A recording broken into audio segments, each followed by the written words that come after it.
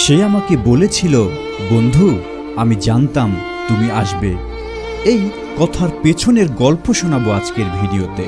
প্রচণ্ড যুদ্ধ চলছে, শত্রুপক্ষের দিক থেকে গুলি ছুটে আসছে ঝাঁকে ঝাঁকে।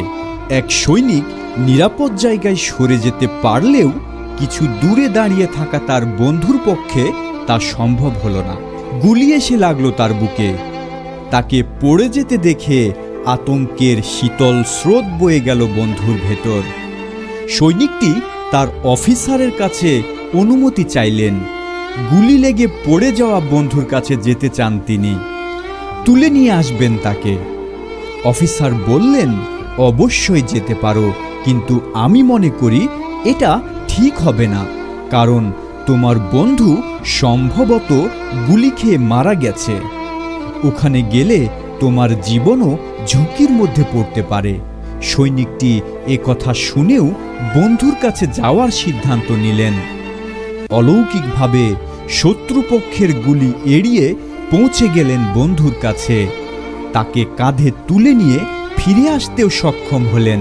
কিন্তু অফিসার তার বন্ধুকে পরীক্ষা করে দুঃখ ভারাক্রান্ত কণ্ঠে বললেন, আমি তখনই বলেছিলাম তোমার ওখানে যাওয়া ঠিক হবে না। তোমার বন্ধু মারা গেছে। তাকে আনতে গিয়ে তুমি নিজেও কিছুটা আহত হয়েছ। কি লাভ হলো বলো?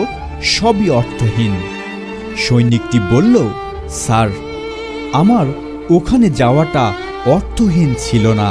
তোমার বন্ধু মারা গেছে, তাহলে কিভাবে বলো তোমার যাওয়াটা অর্থহীন ছিল না? জানতে চাইলেন অফিসার। সৈনিক বলল, স্যার, আমি যখন তার কাছে পৌঁছালাম তখন সে বেঁচে ছিল। আমি তার শেষ কথা শোনাই পরিতৃপ্তি পেয়েছি। অফিসার বলল, সে তোমাকে শেষ কি কথা বলেছিল? সৈনিক বলল, সে আমাকে বলেছিল, বন্ধু আমি জানতাম তুমি আসবে। বিশ্বাসী হলো প্রকৃত বন্ধুর মূল ভিত্তি। বন্ধুত্বগুলো টিকে থাকুক এভাবেই হাজার বছর ধরে, সেই শুভকামনা রইল সকল বন্ধু পাগল বন্ধুদের জন্য। ভিডিওটি ভালো লাগলে অবশ্যই লাইক, কমেন্ট এবং সাবস্ক্রাইব করবেন। পরের ভিডিও দেখার আমন্ত্রণ রইল। ধন্যবাদ সবাইকে।